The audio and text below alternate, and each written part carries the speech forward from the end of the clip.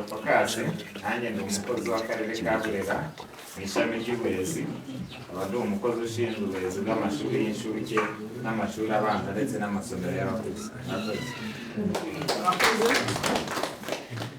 Nk'uko biteganywa n'itegeko, iri huriro ry'ubumwe n'ubudaheranwa riyoborwa na perezida wa njyanama mu rwego rw'umurenge.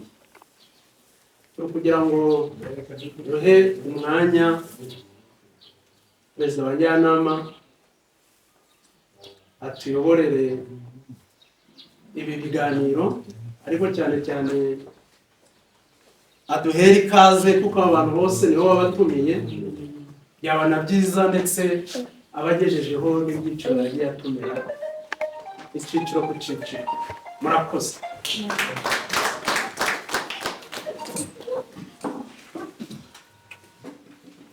Amahoro ubumwe n'ubwiyunge n'ubudaheranwa. Kugira ngo iyo nyikirizo dukwiye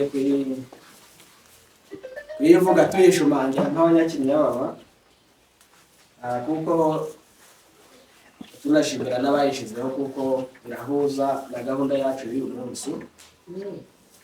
Ngira ngo nk'uko babibabwiye, uyu munsi mu karere kacu ka Burera mu mirenge yose ni gahunda y'inama y'ihuriro ry'ubumwe n'ubudaheranwa. Rero nkatwe mu murenge wacu wa Kinyababa, natwe tukaba twahuriye hano kuri uyu munsi kugira ngo tuganire ubumwe bw'abanyarwanda n'ubudaheranwa. Ngira ngo rero nk'uko babibabwiye, ninjye muyobozi w'ihuriro ry'ubumwe n'ubudaheranwa mu murenge wacu. Nk'uko rero twabatumiye banyakubahwa bahagarariye umuyobozi w'akarere hano, natwe tukugira tubagezeho abanyakinyababa bo mu ngeri zitandukanye bateraniye hano kuri uyu munsi w'ihuriro ry'ubumwe n'ubudaheranwa. Uko turi hano hateraniye abajyanama bose b'umurenge bagize inama njyanama y'umurenge wa Kinyababa.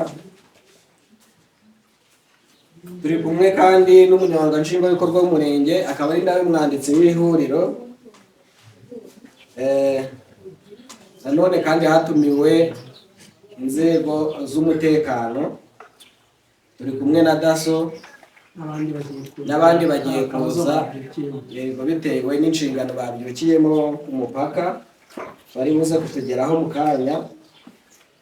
Twatumiye kandi abahoze ari ba konsiba za segiteri ziri mu mbibi z'umurenge wa Kinyababa.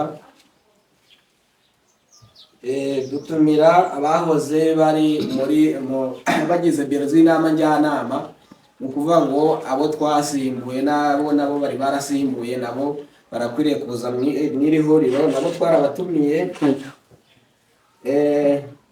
Dutumira abunzi, komite y'abunzi ku rwego rw'umurenge. Batumiye kandi abahoze ari inyangamugayo za gacaca ku rwego rw'umurenge.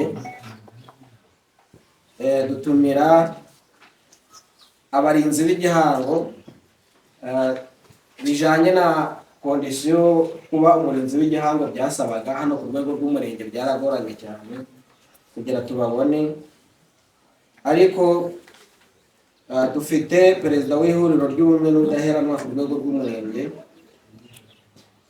Noneho twatumiye kandi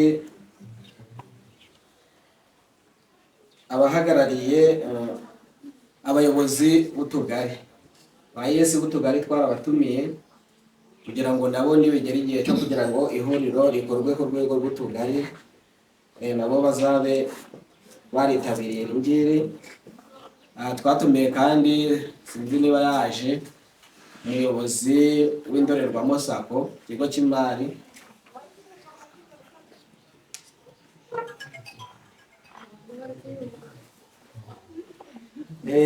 Kandi hatumiwe abayobozi b'amashuri, ibigo by'amashuri mu murenge wa Kinyababa,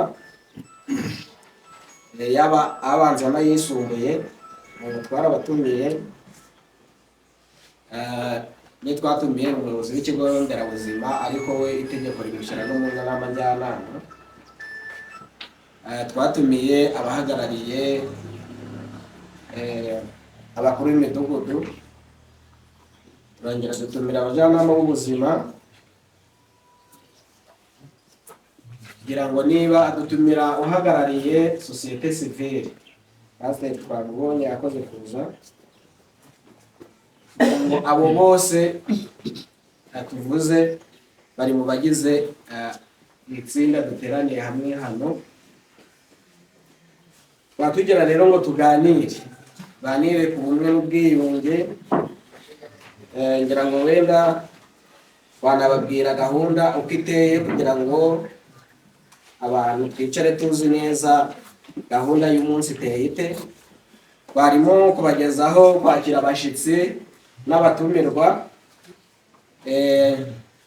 Ngiye kuza ijambo ry'ikaze ya perezida wa njyanama, noneho turakurikizaho ijambo ry'umushyitsi mukuru, noneho tubone kuja mu kiganiro nyirizina, ikiganiro ku ndangagaciro n'uruhare rwazo, ndangagaciro na kirazira n'uruhare rwazo mu kubumbatira ubumwe bw'abanyarwanda.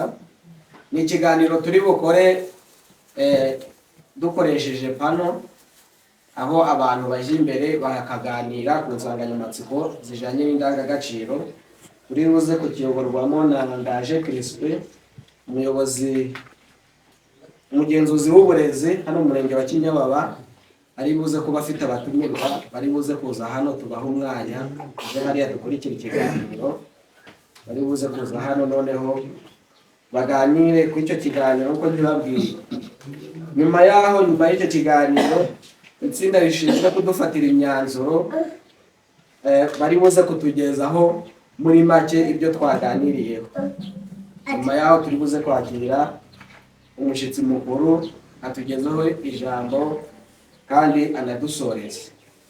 Numva rero nuko gahunda amaze kuyibagezaho, uyu ni umwanya w'ijambo ry'ikaze. Ngira ngo rero Banyakinyababa, bashyitsi beza mwaturutse ku karere, uyu mwanya ni umwanya mwiza akarere kacu katugeneye ngo twicare mu murenge wacu tuganire ku bumwe n'ubudaheranwa by'abanyarwanda. Ni umwanya kandi wo kugira ngo nk'abanyarwanda tuye hano mu murenge wacu wa Kinyababa twicare dutekereze inzira y'ubumwe n'ubwiyunge bw'abanyarwanda. Turebe tugeze hehe, aho dukurikije aho twavuye, tugeze hehe mu bumwe n'ubudaheranwa hano muri Kinyababa. Ni ukwicara rero kugira ngo twicare nk'Abanyakinyababa turebe urugendo rw'ubumwe n'ubwiyunge turugeze hehe, duhagaze gute, tukareba ni izihe nzitizi zaba zihari zaba zibangamiye ubumwe n'ubwiyunge bw'abanyarwanda hano mu murenge wacu. Ese niba izo nzitizi zihari, ni izihe ngamba twafata kugira ngo zivaneho izo nzitizi, abanyarwanda babane neza, bishobora gutuma ubumwe bwacu nk'abanyarwanda bugerwaho 100%. Turi buze rero kureba ni hehe twavuye, tugeze he, ni izihe nzitizi, hanyuma tunarebe ingamba zo kuvanaho izo nzitizi kugira ngo tugere ku bumwe bw'abanyarwanda bwifuzwa. Kugira ngo hari imigani myinshi abanyarwanda bo hambere bagiye batekereza ishimangira akamaro k'umuco ku gihugu. Aho bavuga bati agahugu katagira umuco karacika.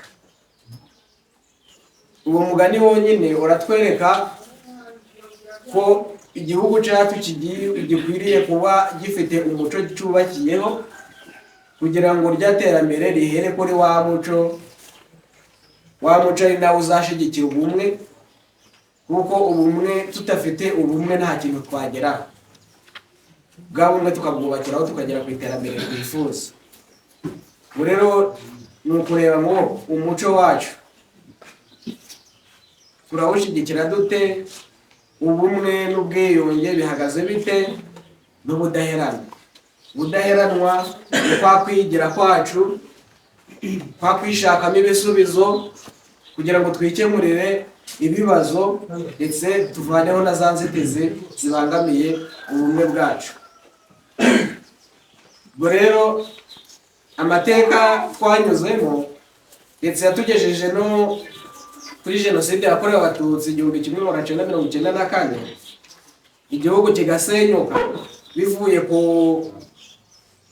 kuri ideoloji y'abakoloni.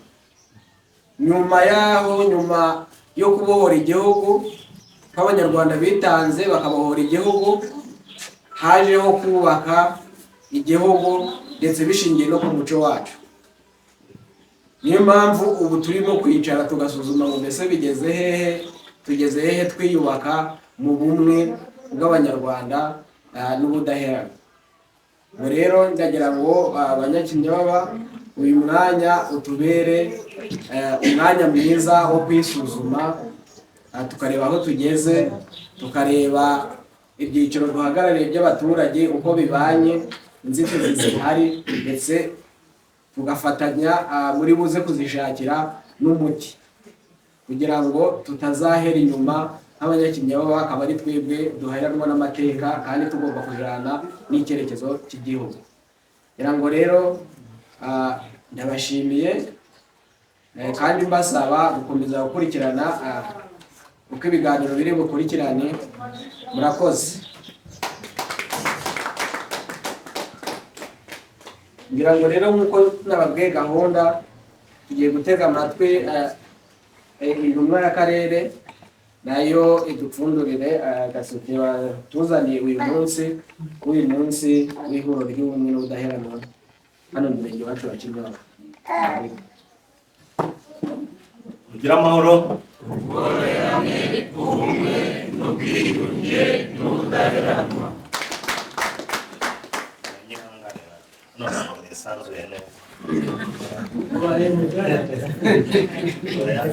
Ubwiyunge n'ubudaheranwa. Murakoze cyane. Banye kwa mwese muteraniye hano buri wese ku rwego rwe. Mbanje kubasuhuza. Mu izina rya Nyakubahwa ntabashije kuboneka, ubu nawe ari mu murenge wa Gahunga, niwe ntibeshye, ubundi akagombye kuba hose, ariko kubera ko turi intumwa ze nimumbona hano mwumve ko mpagarariye akarere, ntabwo mpagaze nka Juvenal, nta nubwo mpagaze nk'uhagarariye inite ya sosiyali nyobora. Ni ukuvuga ngo nitusabana tukaganira mumbonemo umuntu waje kugira ngo nanjye ubuzima bwa Kinyababa nibwo bwanjye, ubuzima bwaho ndi nibwo bwanyu, imibereho yanjye niyo yanyu, iterambere ryanjye nibyo ryanyu, kandi twese tugomba kubifatikanya. Noneho ahubwo tukareba ibi bibogamiye ni ibihe kugira ngo dufate ingamba zo kubisohokamo.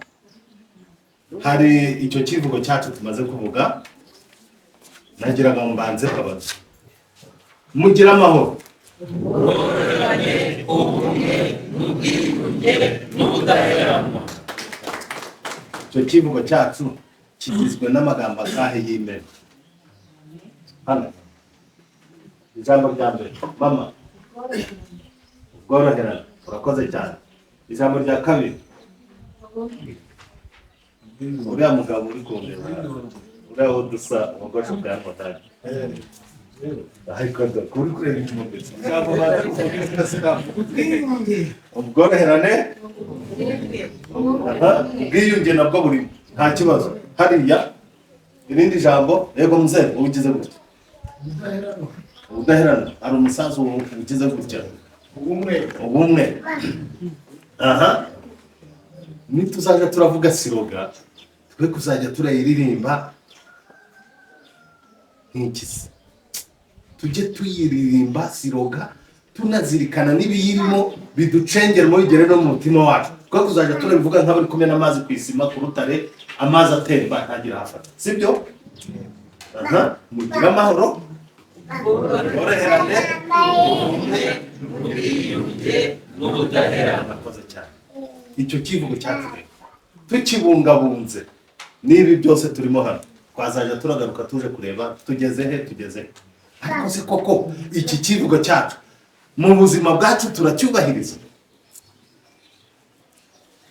Hano turasasa inzobe muhumure, nta kuvuga ngo twaje kuganira kugira ngo tumenye aho twavuye, tumenye aho tugeze, tumenye n'iyo tugiye, sibyo? Iki kivugo cyacu turacyubahiriza? Amahoro turayafite? Amahoro mu gihugu cyacu turayafite? Muzehe wacu yarabitubwiye ati muryane, sibyo? Nta rusaku rw'amasasu ruri hano iwacu, ariko umutekano ntabwo ari ijana ku ijana, sibyo? Hari ibihungabanya, ibyo bihungabanya uwo mutekano, ibyo bihungabanya mugira amahoro. Ayo mahoro yacu kirahungabanya, ari njyewe, ari wowe, ari uriya, uruhare rwawe ni uruhe mu guhungabanya ayo mahoro yacu dushaka? Irebe nawe, urebe iwawe mu rugo bimeze bite? Umwana ari kujya kwiga, nta mavunja ariyo, nta bana bavutse bafite ubumuga muhishiye mu bikari mukakubashyira ahagaragara, kandi ari abana b'u Rwanda hari uburyo bafashwa. Buri wese nagiwe. Abarinzi b'igihango mwongere musubire hahandi, umudugudu baduwaye bari hano musubireho murebe, abajyanama b'ubuzima muturebere, abashinzwe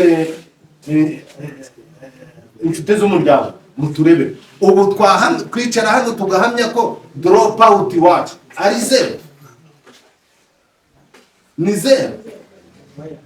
Niba atari zero rero ngaha ho ruzingiye, intambara twarayitsinze, abitanze barahari kugira ngo itsindwe. None uruhare rwa kugira ngo bungabunge ibyo bintu bahatugejejeho ni ibi. Amashuri arahari yamuba, ni kubera iki tutohereza abana kwiga? School feeding yaraje. Wowe mubyeyi ni gute birugaho kwirukanka ngo utange amafaranga 900 gusa, igihumbi, igikozi kimwe cya rukwavu ujya hirya hano kwa Ndori, kwa Ndori bamugabo ngaga Kigali cyo cyane ngenda aracengara ahari iyo tuhagiye. Je nawe dushaka kwaba twasekuye ibikosi bine nibyo biki, kandi bwaca mu gitondo bakaza kuvuruka ngo school feeding y'amafaranga 900 igihumbi, maze kabuto y'iki kigage ikagitanga iterambere katugeraho kuva ku mudugudu mwisibo kuzamuka kugera ku gihugu byabidutwaye. Turi kumwe umugende buriya hari ibintu tujya dusuzugura kandi ari byo bihembera ibyo byose, sibyo? Iwanyu mu rugo umuturanyi abanyate ntabwo zirara zisha bugaca zaziba, ibyo nabyo biduhungabanyiriza umutekano, nabyo bimeze bite? Kuko iyo bitinze gukemurwa ngo tubimenye tubikemure, niho haba iki? Ubwicanyi. Cyangwa akagira ate gariyahuye azize iki? Byandi guhambirana. Inshuti z'umuryango musubire hasi, niba hari ahantu mubona bitagenda neza mubegere mubaganirize, nimubona kuzabana bidashoboka n'ubundi muba mwarahuye, umwe avuye iwawe n'undi avuye iwabo, umwe azasubira iwawe undi asubira iwawe, aho kugira ngo mwicare. Erega iyo umuntu apfuye n'amaboko y'u Rwanda batakare, umuntu agapfa nta n'impamvu imwishe, ukimanika mu mugozi kubera umugore akajya mu kiyaga kubera umugabo. Ibyo ntabwo ari, kandi mumenye ko uburere mutangira mu rugo ari bw'abana bacu bazakura. Ibyo mwari mubizi? Wenda nk'abasobanutseho gatoya aragenda akirira mu cyumba cye ndi muke, abafite inzu zisobanutse, ariko abana baba babizi ko mutarara, bibaza impamvu bikabayobera. Muri kumva abo bana turi kurera gutyo, wazakura ate? U Rwanda rw'ejo azubakana urundi, azakura azi ko niba nkubita umugore wanjye, azakura azi ko gukubita umugore mwiturufu kuri papa ninjye wabimwigishije. Niba umukobwa abona nyina asuzugura se, azakura azi ko gusuzugura umugabo hari waneze. Musugo iyo ni sosiyete nyarwanda kuba. Kongere rero dusubire hasi turebe utwo tuntu twatundi tudahingufu, utwo ngutwo nitwo dututumba tugatutumba ugasanga turi kuduhungabanya. Ubu nta barembetsi tugifite hano hino,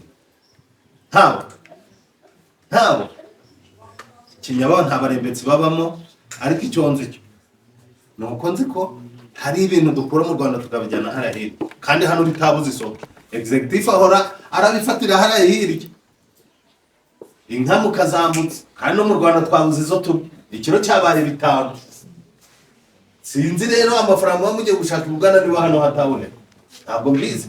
Cyakora nawe ufiteho nk'urwuri ukabugishije, wabicisha mu mategeko uti ngiye mfite urwuri aha n'aha ngiye kugishisha, ukayijyana nturaro yishorera nijoro niwikanga abantu wirukanga intura yisize twari tunasha amaboko tuyiragiye tugize si byose turi kumwe abantu hariya mu rwa Bishop wabaga makabari kaja kuyizana mu nda gataha ko bimeze tukarigayo n'akabere.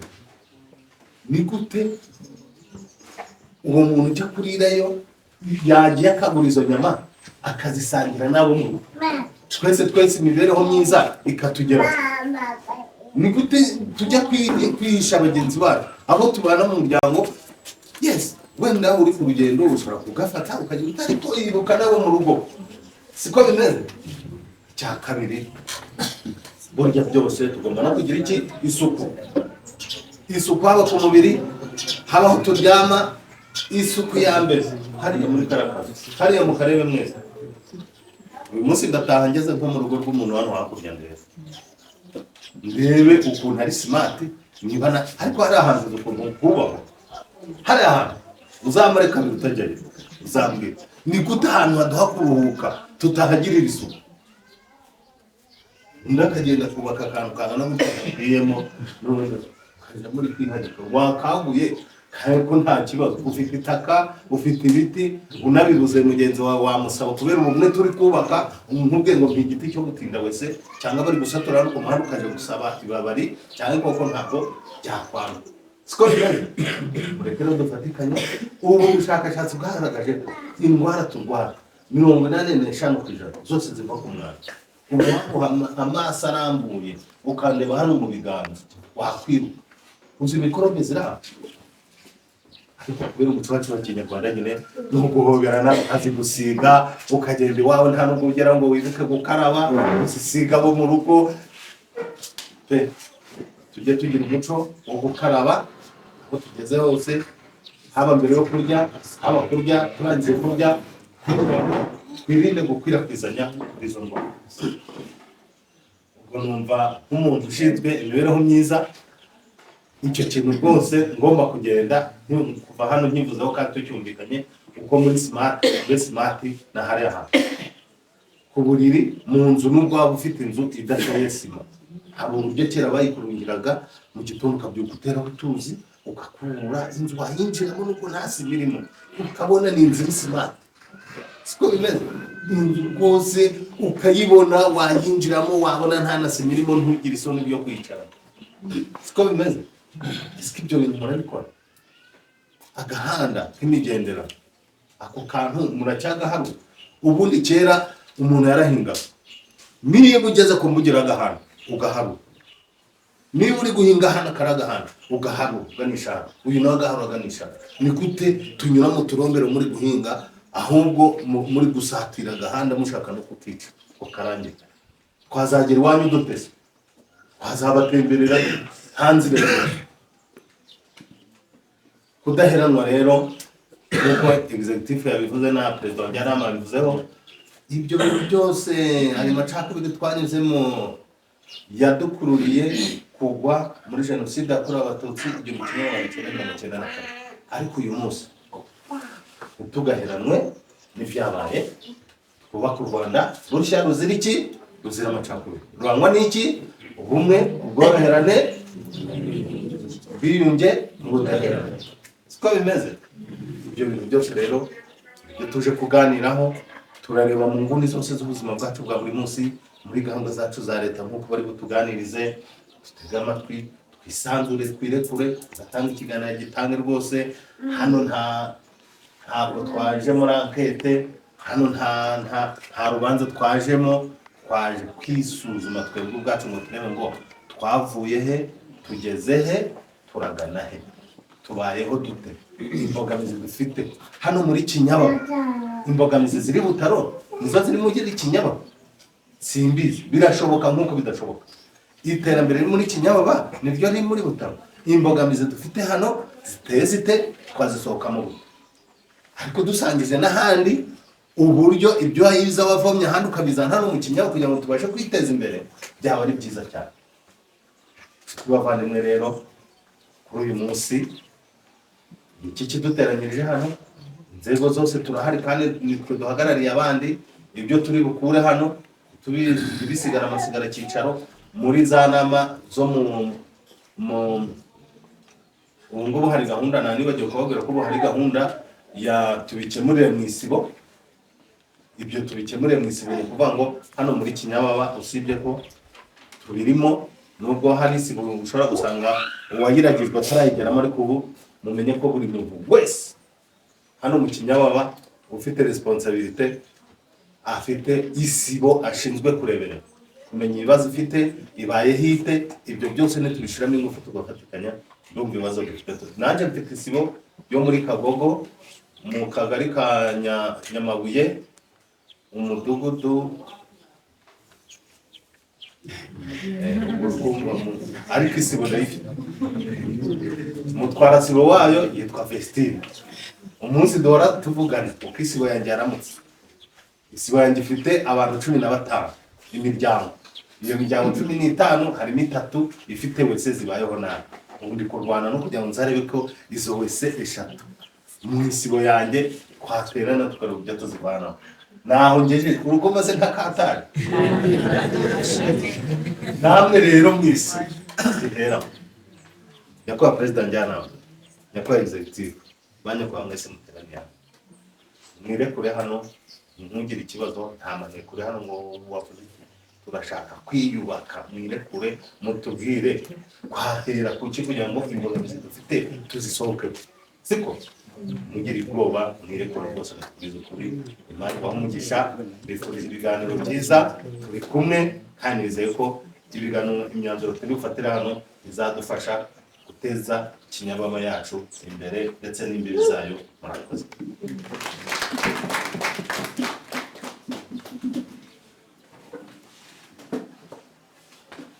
Mwongera amashyi.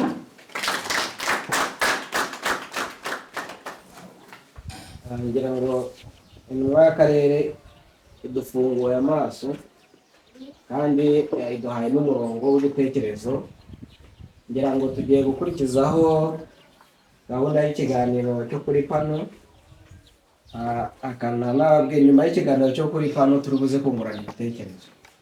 Ngira ngo za nzitizi abo kuri pano bashobora kuba hari ibyo bari buvuge, ariko natwe twaturutse hirya no hino mu mudugudu, hari iby'inshuti z'umuryango zizi, hari iby'abajyanama b'ubuzima bazi, ndetse n'abayobozi b'amashuri bazi uburyo ki bacunga ubumwe n'ubudaheranwa mu mashuri, batoza abana bayoboye ndetse n'abarezi kugendera muri gahunda y'ubumwe n'ubwiyunge, y'ubumwe n'ubudaheranwa. Rero nyuma y'ikiganiro kuri pano turi buze gusangira ibitekerezo kugira ngo buri wese atange umusanzu we ku bumwe n'ubwiyunge bw'Abanyarwanda, by'umwihariko mu murenge wacu wa Kinyababa. Reka rero twimure ibyicaro, noneho duha umwanya abagiye kutuganira.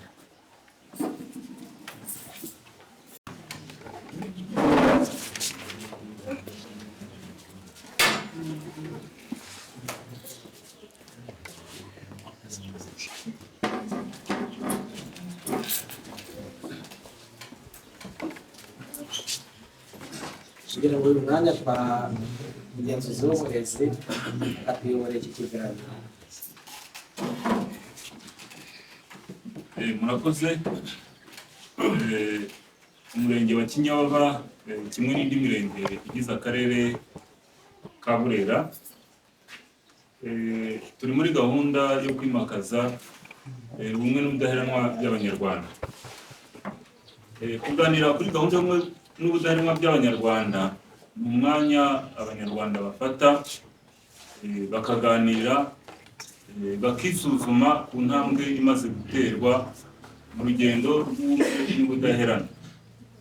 Ni muri urwo rwego rero natwe twafashe uyu mwanya kugira ngo tuganire ku bumwe n'ubudaheranwa ku nsanganyamatsiko igira iti indangagaciro na kirazira isoko y'ubumwe n'ubudaheranwa. Mukaba rero mugiye kuganirizwa n'inteko iri hano imbere yanyu nk'uko mubibona, igizwe na Ndaje Crispin ushinzwe uburezi mu murenge wa Kinyababa ndetse akaba n'umuyobozi w'iyi nteko. Turi kumwe kandi n'abatumirwa bagiye kutwibwira. Nitwa Nizeyimana Gati, pastor w'Abadivantiste mu murenge wa Kinyababa. Nitwa Uwiringiyimana Abrahamu, umukozi ushinzwe imiyoborere myiza mu murenge wacu wa Kinyababa. Murakoze, amazina yanjye ni Ndagijimana Domina, ndi Secretary w'urubyiruko muri Kinyababa.